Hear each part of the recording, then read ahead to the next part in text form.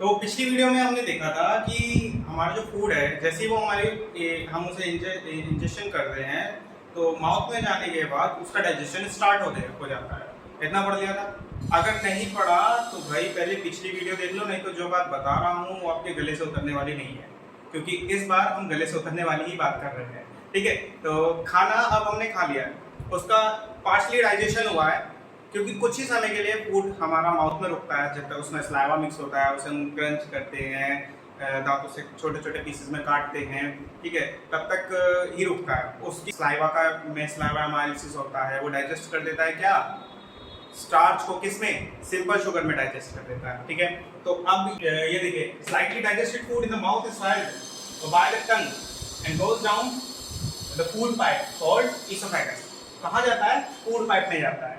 तो food pipe का नाम क्या है, साइंटिफिक नेम क्या है, ईसोफेगस है उसका। ठीक है, अब ईसोफेगस में एंट्री हुई, ठीक है, ऐसा तो नहीं है ईसोफेगस एक खुली हुई नली होगी कि फूड अंदर डाला और धप से पेट में जाके गिरा, ऐसा तो नहीं होगा ना, ऐसा नहीं होगा। अगर ऐसा होता तो जैसे ही खाना खाता वो दर्द हो रहा है, इस टाइप के एक्शन आने लगते हैं। ठीक है, तो इस चीज को रोकने के लिए यहाँ पे जब हम फूड को स्वेल करते हैं, वो फूड पाइप में एंटर करता है, तो जो हमारी फूड पाइप की यानी ईसोफेगस की वॉल होती है, उसमें सेल जो होते हैं, स्पेशल टाइप सेल्स होते हैं, ये क्या करते हैं, कॉन्ट्रैक्शन एंड एक्सपेंशन की, एक्सपेंशन बोलेंगे कि कॉन्ट्रैक्शन, सिकुड़ना, एक्सपेंशन, फैलना। तो इस तरीके की मूवमेंट देते हैं, जिसकी वजह से जब फूड एंटर करता है ना, तो स्लाइटली धीरे धीरे धीरे धीरे धीरे आपके कहाँ तक जाता है, स्टमक तक जाता है।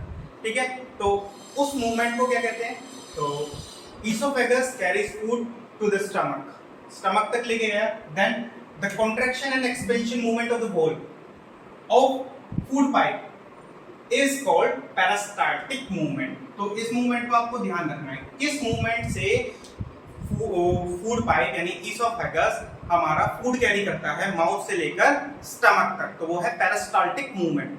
अब तीसरी इंपॉर्टेंट बात, पेरिस्टाल्टिक मूवमेंट पूरी एलिमेंट्री कैनाल में एक ऑर्गन से दूसरे ऑर्गन तक फूड को पहुंचाने में होती है, क्योंकि कभी भी फूड एकदम झटके से नहीं जाएगा।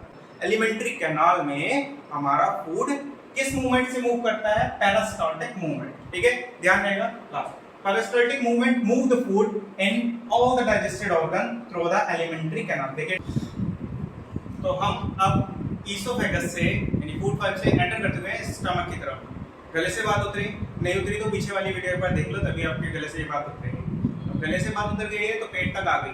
अब पेट में आने के बाद क्या होता है, जब भी हम खाना खाएंगे तो पेट तक आएगा ईसोफेगस के थ्रू, और वो वहाँ पे 3 घंटे रुकेगा, अबाउट 3 घंटे रुकेगा। तो पहले स्ट्रक्चर कैसा होता है, पेट का यानी स्टमक का आपका जे शेप ऑर्गन है, एक ऑर्गन है जिसकी शेप कैसी होती है, जे शेप टाइप होती है, वहाँ देखिए जैसा दिख रहा है। उसके बाद कहाँ, लोकेशन क्या है इसकी, present left side of the abdomen, abdomen होता है, एब्डोमेन कैविटी होती है, तो इसके लेफ्ट साइड में आपका स्टमक प्रेजेंट रहता है। ठीक है, तो जहाँ सिक्स पैक वगैरह होते हैं, एब्डोमेन कैविटी आपकी, तो यहाँ पे हमारे क्या होते हैं, यहीं पे लेफ्ट साइड में हमारा क्या प्रेजेंट रहता है, स्टमक प्रेजेंट रहता है। अब जो फूड आया, एंटर किया, the food is churned in the stomach about 3 hours. During this time, the food break down into still small pieces and form a semi-solid paste. ये semi-solid paste बना लेता है। जैसे हम आटा गूंथते ना, मम्मी आटा गूंथती है, तो वो आटा कैसे बन जाता है, सेमी-सॉलिड टाइप हो जाता है। ठीक है, इसी टाइप से फूड 3 घंटे के लिए हमारा रहता है, और 3 घंटे के अंदर 3 घंटे में उसे ब्रेक डाउन किया जाता है स्मॉल पीसेस में, और कैसा रूप दे दिया जाता है, सेमी सॉलिड टाइप पेस्ट बना दिया जाता है। आगे बात करते हैं। तो the stomach wall contain 3 tubular gland. तो 3 ट्यूबुलर ग्लैंड होती हैं, जिनका काम क्या होता है, जिनका काम होता है कुछ जूसेस को सिक्रीट करना। तो कौन से जूस सिक्रेट करता है, स्टमक गैस्ट्रिक जूस। ठीक है, स्टमक कौन से जूस सिक्रेट करता है, गैस्ट्रिक जूस। अब गैस्ट्रिक जूस में क्या क्या होता है, गैस्ट्रिक जूस में हमारा हाइड्रोक्लोरिक एसिड होता है, एंजाइम्स होते हैं, पेप्सिन। एंजाइम्स में कौन कौन से होते हैं, पेप्सिन और म्यूकस, 2 टाइप के एंजाइम्स होते हैं। अच्छा, एंजाइम आपको याद नहीं है हो तो मेरी 3rd पार्ट में देख लेना कि एंजाइम क्या होता है। बता देता हूँ फिर भी, वहाँ मैंने एक्सप्लेन किया है। तो ये बायोकैटलिस्ट होते हैं जो कि रिएक्शन को या तो इंक्रीज करते हैं या डिक्रीज कर देते हैं, ठीक है। तो यहाँ पे हमारा जो रिएक्शन हो रहा है उसको इंक्रीज करने के लिए कैटलिस्ट आए हैं। इन कैटलिस्ट का काम क्या क्या है ये भी हम समझते हैं। तो गैस्ट्रिक जूस कैसा होता है, उसका नेचर कैसा होता है, एसिडिक नेचर होता है। अब एसिडिक नेचर क्यों है उसका, because of the presence of HCl। HCl इस गैस्ट्रिक जूस में प्रेजेंट है, इस वजह से उसका नेचर होता है एसिडिक। अगर देखिए इसको अगर मैं एक्सप्लेनेशन दूं तो थोड़ा, जब कोई वॉमिट करता है ना तो उसका मुंह जला जला हो जाता है। उसका रीजन क्या है कि जब हमारा पेट में क्या था, खाना था, तो उस खाने में हमारे गैस्ट्रिक जूस में HCl डाला गया। और जब HCl डाला है तो HCl कैसा होता है, एसिडिक, एक जलन पैदा करता है। वही हुआ जब उसने वॉमिट किया तो वॉमिट के टाइम वो HCl भी उसके साथ मिक्स होकर बाहर आया, जिसकी वजह से जला जला फील होने लगा, ठीक है। तो एसिडिक नेचर हो गया, गैस्ट्रिक जूस का नेचर कैसा हो गया, एसिडिक हो गया due to the presence of the HCl। आगे अब HCl के फंक्शन क्या क्या है, हम पहले HCl की बात कर लेते हैं कि HCl के फंक्शन क्या क्या है। तो पहला हो गया कि ये एसिडिक नेचर बनाता है। अब एसिडिक नेचर क्यों बनाता है, रीजन क्या है, पहला कि अगर कोई बैक्टीरिया हमारा खाने के साथ एंटर कर जाता है, फूड में, फूड के साथ हमारे स्टमक में एंटर कर जाता है तो उसको किल कर, पहला फंक्शन। दूसरा फंक्शन जो हमारा एंजाइम है पेप्सिन, वो पेप्सिन एंजाइम सिर्फ तभी वर्क करता है जब मीडियम कैसा हो, एसिडिक मीडियम। अगर मीडियम एसिडिक नहीं है तो पेप्सिन एंजाइम हमारा वर्क नहीं करेगा।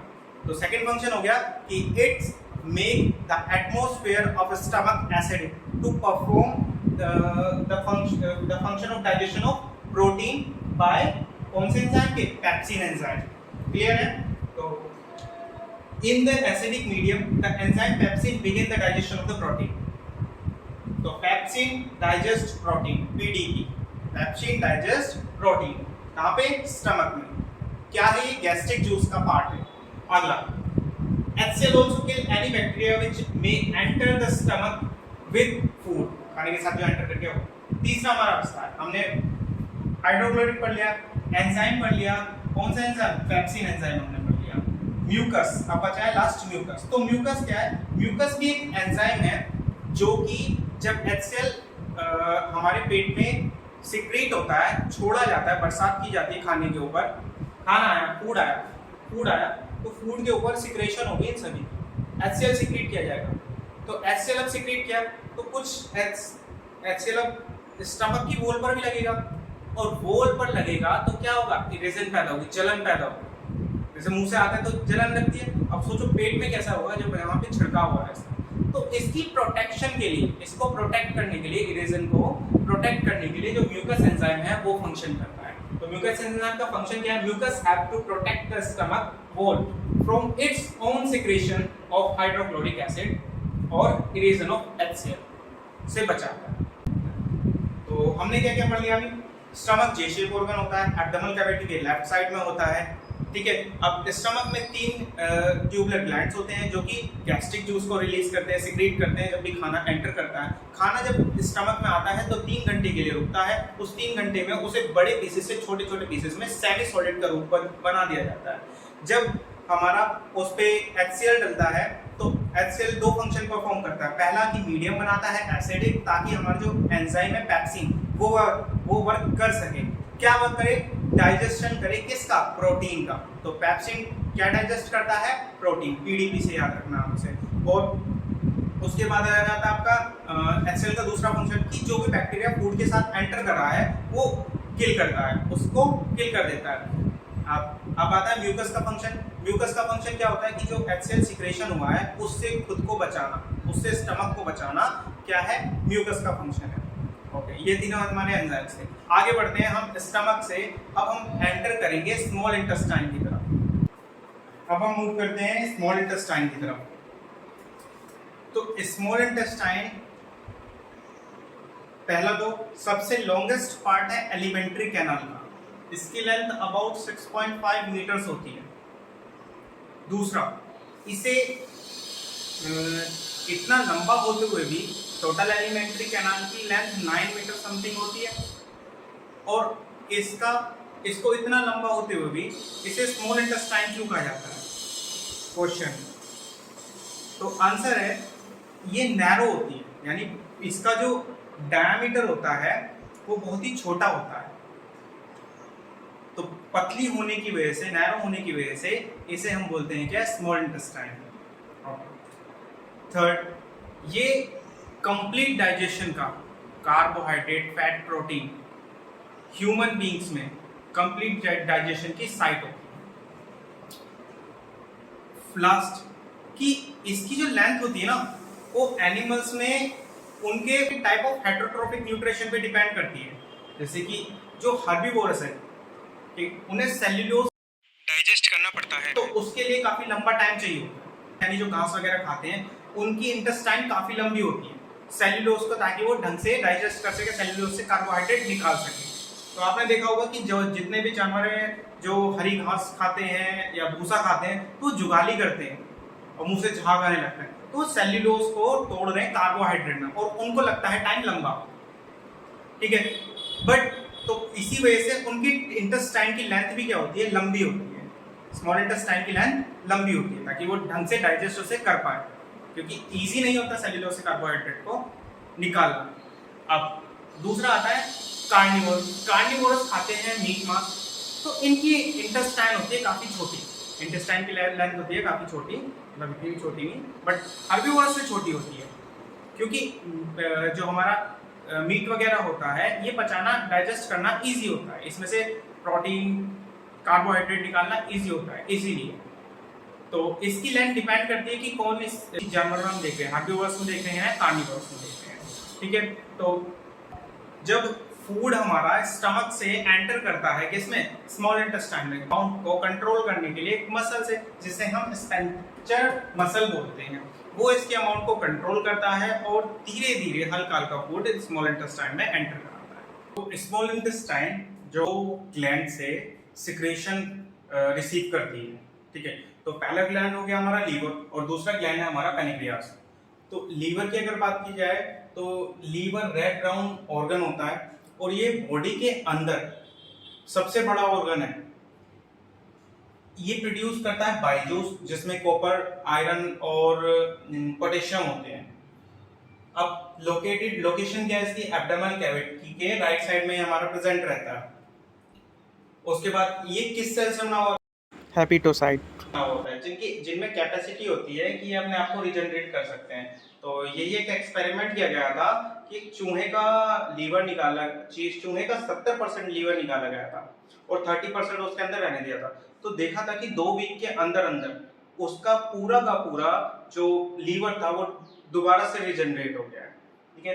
तो अब बाइल जूस जो, तो लीवर का फंक्शन क्या है कि बाइल जूस बनाता है। अब बाइल जूस जो होता है वो हमारा क्या करता है, बाइल जूस को स्टोर कौन करता है, गॉल ब्लैडर स्टोर करता है। बाइल जूस का नेचर कैसा होता है, नेचर होता है इसका एल्कलाइन।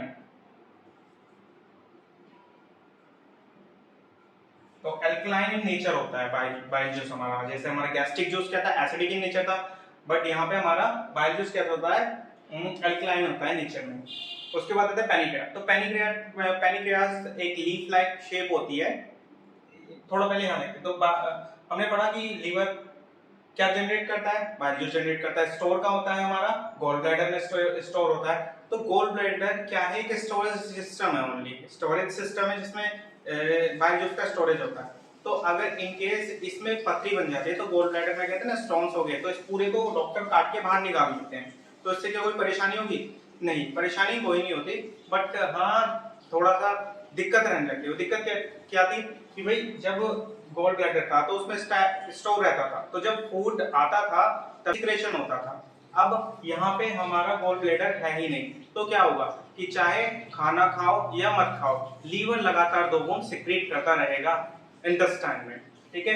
अब एल्कलाइन होता है नेचर में, खत्म। तो ये हमारा जब स्मॉल इंटेस्टाइन पे डलता है तो पहला तो जो फूड हमारा एंटर किया है, किससे, स्टमक से एंटर किया है, उसको कर देता है एल्कलीन। एसिडिक से कैसे कर देगा, एल्कलीन कर देगा, यानी बेसिक नेचर में बना देगा, ठीक है। तो अभी फंक्शन की बात तो बाद में करते हैं, पहले जरा पैनिक्रियास को समझ लेते हैं। पैनिक्रियास क्या है, पैनिक्रियास हमारा दूसरा ग्लैंड है जिससे सिक्रेशन रिसीव करता है, ठीक है। इसकी लोकेशन क्या होती है, back the belly behind the stomach. Leaf like structure होता है जो कि हमारा क्या प्रोड्यूस करता है, पैनिक्रियाटिक जूस प्रोड्यूस करता है, जैसे कि अमाइलसिस, ट्रिप्सिन और लिपेस। अब इनके फंक्शंस के ऊपर बात करते हैं। तो पहले जरा हम लीवर जो सिक्रीट करता है वो पाइल जूस सिक्रीट करता है, पाइल जूस सिक्रीट लीवर करता है, बट स्टोरेज कौन करता है, गोल ब्लैडर। तो गोल ब्लैडर एक स्टोरेज सिस्टम है जो कि पाइल जूस को क्या करता है, स्टोर करता है, ठीक है। और हमारा लीवर में अब हम बात करते हैं इनके फंक्शंस की। चलिए,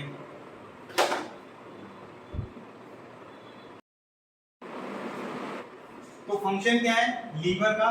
तो लीवर जो हमारा बाइल जूस बनाता है वो एल्कलाइन होता है नेचर से, और जब वो सिक्रीट किया जाता है स्मॉल इंटेस्टाइन में, तो जो फूड आ रहा है हमारा, पिंचर मसल्स जिसे कंट्रोल कर रहे हैं स्टमक से एंटर करा रहे हैं स्मॉल इंटेस्टाइन में, स्टमक से जब वो आता है तो एसिडिक होता है, बट स्मॉल इंटेस्टाइन में एंटर करने के बाद उस पे liver bile juice, gall bladder bile juice secrete करता है, जिसकी वजह से उसका नेचर कैसा हो जाता है, अल्कलाइन नेचर हो जाता है।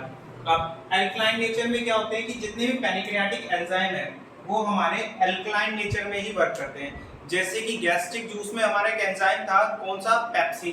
पेप्सिन कब वर्क करता था, जब हमारा एटमॉस्फेयर कैसा हो, एसिडिक हो। बिल्कुल सही, जब एसिडिक नेचर होगा तभी पेप्सिन वर्क करेगा। सिमिलरली यहाँ पैनिक्रियाटिक एंजाइम जो है वो तभी वर्क करेंगे जब हमारा नेचर कैसा होगा, बेसिक होगा, यानी अल्कलाइन होगा। तो पैनिक्रियाटिक एंजाइम एक्ट ऑन इट। अब सेकेंडरी बाइल सॉल्ट जो है वो ब्रेक करता है फैट को present in the food into small globules और इमल्सिफाइड, यानी ये फैट है हमारा, तो इसे छोटे छोटे छोटे छोटे पार्ट में क्या कर देगा, इमल्सिफाई कर देगा। क्या बेसिकली क्या फंक्शन किया, पहला कि इसने एसिडिक फूड को क्या बनाया, अल्कलाइन बनाया, ताकि उस पे पैनिक्रियाटिक एंजाइम वर्क कर सके और ब्रेक डाउन कर सके। दूसरा, जो बाइल सॉल्ट थे उन्होंने फैट को इमल्सिफाई स्मॉल ग्लोब्यूल्स में या इमल्सिफाई कर दिया, ठीक है। ओके, अब बात करते हैं हमारे पैनिक्रियास की, क्योंकि पैनिक्रियास अब हमारा इम्पोर्टेंट हो जाता है। पैनिक्रियास, अब पैनिक्रियास का क्या फंक्शन है, तो ये जो एंजाइम सिक्रेट करता है अमाइलसिस, ट्रिप्सिन और लिपेस, इनका फंक्शंस क्या है। तो अमाइलसिस का फंक्शन है कि वो ब्रेक डाउन करता है स्टार्च को ब्रेक डाउन किया था किसमें, माउथ में, शुगर में, ठीक है। बट वह कंप्लीट डाइजेशन नहीं हो पाया था स्टार्च का, तो बाकी सारे यहाँ पे अमाइलसिस ब्रेक डाउन कर देता है स्टार्च को, किसमें, अटेंड कार्बोहाइड्रेट में, ठीक है। Starch to carbohydrate,